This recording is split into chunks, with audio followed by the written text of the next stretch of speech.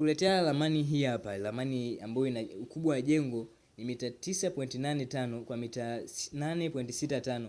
Ramani hii hapa ina vyumba viwili vya kulala. Chumba cha kwanza ni self bedrooms, ina single bedroom, ina choo cha public, ina jiko na ina sebule kubwa. Ramani hii hapa inatumia tofali za block 1500, tofali za kuchoma 4500, bati za futi 10 ni bati 50, mbao za kenchi inatumia mbao 100.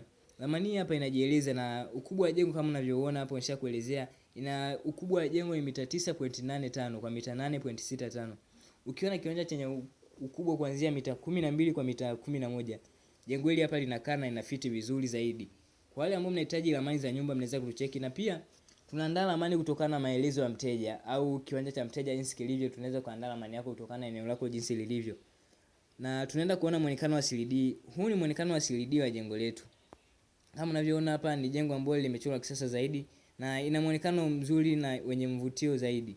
Kwa wale ambao mnahitaji ramani za nyumba mnaweza kutucheki au shauri. Usije ukasema mimi kujenga siwezi. Tunaandaa ramani kutokana na wewe unavyohitaji. Ukiwa unahitaji ramani ya nyumba unaweza kutucheki kupitia namba zetu za simu.